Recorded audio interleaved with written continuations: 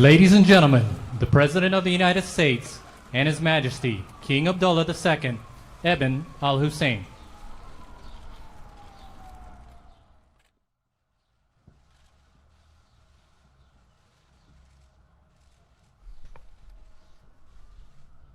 Thank you very much.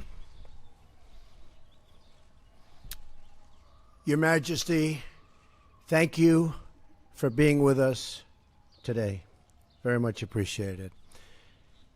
This is our second meeting since my inauguration, but our first at the White House. Very special place, I can tell you that. I've gotten to know it well. Long hours, very special. It's really an honor to welcome you here today, but before we begin, let me say a few words about recent events. Yesterday, a chemical attack that was so horrific in Syria against innocent people, including women, small children, and even beautiful little babies. Their deaths was an affront to humanity. These heinous actions by the Assad regime cannot be tolerated. The United States stands with our allies across the globe to condemn this horrific attack and all other horrific attacks for that matter. Your Majesty, Jordanians are known for their legendary hospitality, and we will do our very best to be equally gracious hosts. They're also known, however, I have to say this, for their fighting ability, and you are a great warrior, and we appreciate it. Thank you. The historical ties and close friendship between our two countries dates back 3/4 of a century. In that time, the Middle East has faced many periods of crisis and unrest, perhaps never like it is today, however. Through them all, America has looked to Jordan as a valued partner, an advocate for the values of civilization, and a source of stability and hope. I am deeply committed to preserving our strong relationship, which I will, and to strengthening America's long-standing support for Jordan. And you do have tremendous support within our country, I can tell you that. As we know, the Middle East and the entire world is faced with one of its gravest threats in many, many years. Since the earliest days of the campaign against ISIS, Jordan has been a staunch ally and partner, and we thank you for that. Jordanian service members have made tremendous sacrifices in this battle against the enemies of civilization. And I want to thank all of them for their really just incredible courage. So many have been lost, and we pay homage. So many. In King Abdullah, America is blessed with a thoughtful and determined partner. He is a man who has spent years commanding his country's special forces. He really knows what being a soldier is, that I can tell you. And he knows how to fight. The king has been a leader in calling for a plan to defeat ISIS once and for all. And I'm with you on that. We're both leaders on that, believe me. That's what we speak about today, and that is what we are going to do. And it'll be a shorter fight than a lot of people are thinking about, believe me. We've made tremendous strides, as we discussed. As you know, we had a very, very fine delegation come over from Egypt and also from Iraq. And they said more has been done in the last 6 weeks than has been done in years with the previous administration. And believe me, we're going to keep it that way. We will destroy ISIS, and we will protect civilization. We have no choice. We will protect civilization. King Abdullah and I also discussed measures to combat the evil and ideology that inspires ISIS and plagues our planet. In addition, we also acknowledge the vital role that Jordan has played in hosting refugees from the conflict in Syria. We have just announced that the United States will contribute additional funds to Jordan for humanitarian assistance. This aid will help countries like Jordan host refugees until it is safe for them to return home. The refugees want to return home. I know that from so many other instances. They want to return back to their home. And that's a goal of any responsible refugee policy. Finally, as we discussed, to advance the cause of peace in the Middle East, including peace between the Israelis and the Palestinians. And I'm working very, very hard on trying to finally create peace between the Palestinians and Israel. And I think we'll be successful. I hope to be successful, I can tell you that. The King has been a really tireless advocate for a solution. He's going to help me with that and help me at the highest level. And we will be consulting with him very closely in the days ahead. King Abdul, I want to take this opportunity to thank you for your partnership. Working together, the United States and Jordan can help bring peace and stability to the Middle East and, in fact, the entire world, and we will do that. Thank you very, very much for being with us.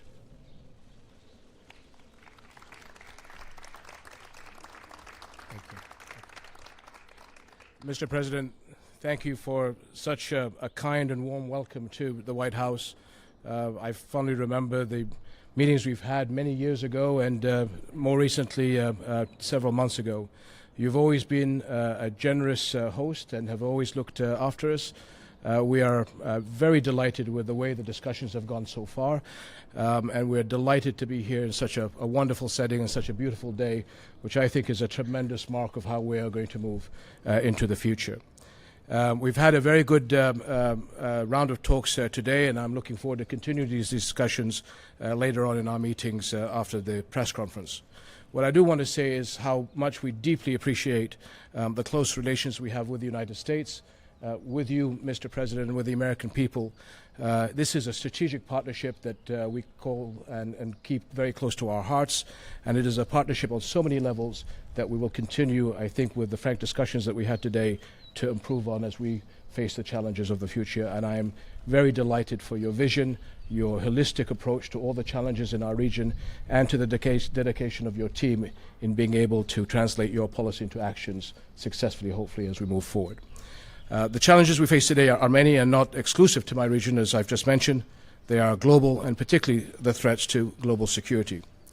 Terrorism has no borders, no nationality, no religion, and therefore joint action with a holistic approach, as I had just mentioned, Mr. President, is crucial. I am very delighted that you have the vision to be able to move in that direction, and I think that the world will be in a very good place as we move with all these challenges ahead. No doubt, with all the challenges that we face in the world, the role of the U.S. is key to all the issues that we have around the world.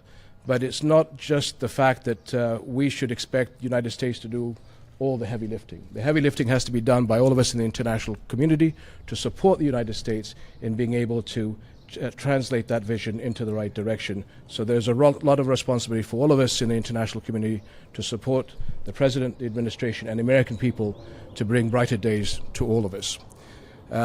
We are very encouraged with the President's determination to support Arab and Muslim states in their fight against terrorism. But it is not only the fight of terrorism inside of our societies, but we as Arab Muslim states standing behind the international community in being able to defeat this international scourge. In Syria, we need a political solution that ends the conflict in the country and preserve its unity and territorial integrity. As the President mentioned, the issue we discussed was the Israeli-Palestinian conflict, which is essentially the core conflict in our region.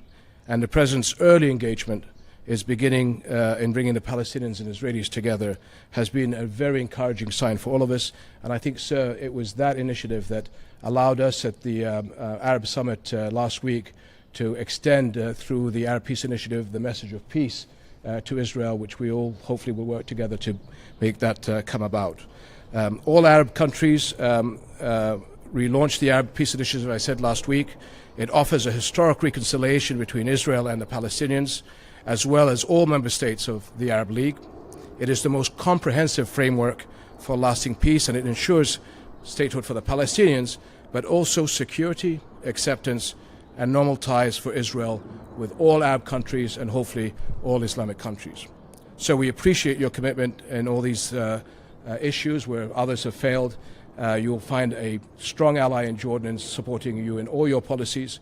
And if I may just say, as you have on Syria and the gas attack, unfortunately, as you and I both agree, this is another testament to the failure of the international diplomacy to find the solutions to this crisis. But I believe under your leadership, we will be able to unravel this very complicated situation.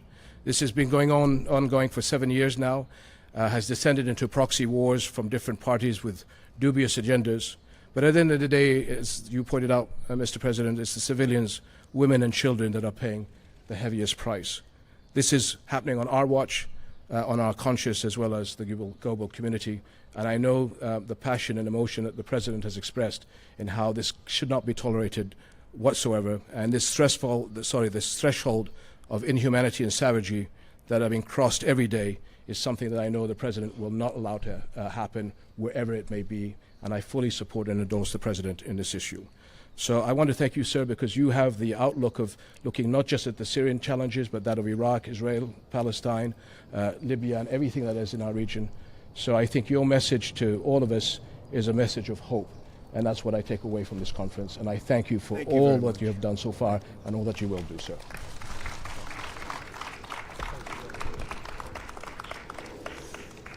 All right, we'll take a few questions. Julie Pace.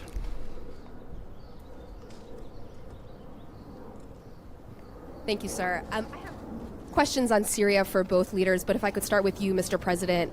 You've condemned the chemical attacks in Syria, but you also appeared in your statement yesterday to pin some of the blame on the Obama administration. You're the president now. Do you feel like you bear responsibility for responding to the chemical attacks, and does the chemical attack cross a red line for you? Well, I think the Obama administration had a great opportunity to solve this crisis a long time ago when he said the red line in the sand. And when he didn't cross that line after making the threat, I think that set us back a long ways, not only in Syria, but in many other parts of the world, because it was a blank threat. I think it was something that was not one of our better days as a country. So I do feel that, Julie. I feel it very strongly. To the chemical attack? I now have responsibility, and I will have that responsibility and carry it very proudly. I will tell you that. It is now my responsibility. It was a great opportunity missed. As you know, I'll be meeting with the president of China very soon in Florida, and that's another responsibility we have, and that's called the country of North Korea. We have a big problem. We have somebody that is not doing the right thing. And that's going to be my responsibility. But I'll tell you, that responsibility could have been made a lot easier if it was handled years ago. Before I move on to the king, can I just quickly ask you if the chemical attack crosses a red line for you? It crossed a lot of lines for me. When you kill innocent children, innocent babies, little babies, with a chemical gas that is so lethal, people were shocked to hear what gas it was. That crosses many, many lines, beyond the red line, many, many lines. Thank you very much. And, Your Majesty, if I could ask about refugees, your country has really borne the brunt of the refugee crisis in Syria. The president has signed travel bans that would block Syrians from coming to the U.S. If that goes into effect, what would the impact on your country and across the region be? Well, I think as the President pointed out, most, if not all, Syrian refugees actually want to go back to Syria. and that what we're working with the United States and the international community is to be able to stabilize the refugees in our country, give them the tools so that as we're working with the solutions in Syria, we have the ability to be able to send them back as a positive influence into their economies. And again, the President and the Europeans are being very forward-leaning in being able to look after our host community. Tremendous burden on our country, but again, tremendous appreciation to the United States and the Western countries for being able to help us in dealing with that. Tareed, please. Your Majesty, how does the outcome of the recent Arab Summit help the U.S. In its policy to advance Palestinian-Israeli negotiations? Well, as I said, the Arab Peace Initiative came out with a resounding resolution to offer peace to the Israelis, to make them feel that they're accepted into the neighborhood, and to be able to support the President as he brings both parties together. And again, I have to remind people that very early on, there was an early engagement by the President and his team to the Israelis and the Palestinians to be able to see what he can do to bring them together. It is the core conflict for a lot of us in the region. The President knows this. He has his instincts in the right place. And working with his team, our job, as I said, is to do the heavy lifting. The Arabs are prepared to do whatever they can to bring Israelis and Palestinians together under the leadership of the President. Thank you. John Yang. Thank you, Mr. President. I'd like to follow up on Julie's question and press you a little more on Syria. How will you distinguish your policy and your actions on Syria from the inaction that you criticized of the previous administration? You say it's now your responsibility. What should we see or what should we look for that will be different? And Your Majesty, I'd like to ask you, what gives you, this is now your second meeting with the President, what gives you the optimism that Mr. Trump will succeed in the Israeli-Palestinian conflict where so many others have failed before him to be a broker for peace? I like to think of myself as a very flexible person. I don't have to have one specific way, and if the world changes, I go the same way. I don't change. Well, I do change, and I am flexible, and I'm proud of that flexibility. And I will tell you that attack on children yesterday had a big impact on me. Big impact. That was a horrible, horrible thing. And I've been watching it and seeing it, and it doesn't get any worse than that. And I have that flexibility, and it's very, very possible, and I will tell you it's already happened, that my attitude toward Syria and Assad has changed very much. And if you look back over the last few weeks, there were other attacks using gas. You're now talking about a whole different level. So, as you know, I would love to have never been in the Middle East. I would love to have never seen that whole big situation start. But once it started, we got out the wrong way, and ISIS formed in the vacuum, and lots of bad things happened. I will tell you, what happened yesterday is unacceptable to me. Can I follow up, sir? Last year you seemed to be reluctant to get involved or to intervene in Syria directly. Is that one thing that's changed after yesterday? Well, one of the things I think you've noticed about me is militarily, I don't like to say where I'm going and what I'm doing. And I watched past administrations say, we will attack at such and such a day, at such and such an hour. And you, being a warrior, you would say, why are they saying that? And I'm sure you sat back in Jordan and you said, why are they saying that? I watched Mosul, where the past administration was saying, we will be attacking in 4 months. And I said, why are they doing that? Then a month goes by and they say, we will be attacking in 3 months, and then 2 months, and then we will be attacking next week. And I'm saying, why are they doing that? And as you know, Mosul turned out to be a much harder fight than anyone thought. And a lot of people have been lost in that fight. I'm not saying I'm doing anything one way or the other, but I'm certainly not going to be telling you, as much as I respect you, John. Thank you. Sir, I think on behalf of the President, what I saw was an early engagement by the President and his team with all of us in the region about the challenges between the Israelis and Palestinians. I had the honor of seeing the President and his team again in January, where this was discussed. The President understands the nuances and the challenges. I think he has the courage and the dedication to be able to do this. Like I said before, all of us have a responsibility to help the President push us over the finish line. And so his team has been in the region. They've been talking to all the partners.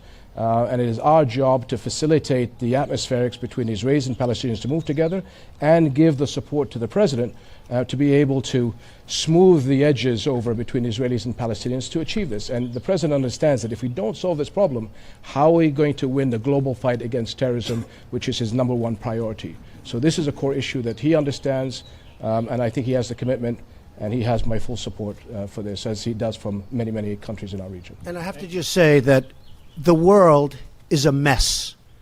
I inherited a mess. Whether it's the Middle East, whether it's North Korea, whether it's so many other things, whether it's in our country, horrible trade deals, I inherited a mess. We're going to fix it. We're going to fix it. Okay. Thank you. Nadia? Thank you, Your Majesty. You touch upon the subject now, but if I ask you to look forward, how do you see the future of fighting terrorism post-Raqqa and Mosul, especially the role that Jordan will play in the eastern part of Iraq? And do you believe the real battle will start then? And if I may, Mr. President, you know very well that the Iranian militias and Hezbollah has been propping the Syrian regime for a while, over a few years now. Will you go after them? What message will you give them today? And will you work with the Russians to stop, to ground the Syrian Air Force and to establish safe zones? Thank you. Well, the first part is that we are seeing very recently tremendous gains on the ground in Raqqa and Mosul.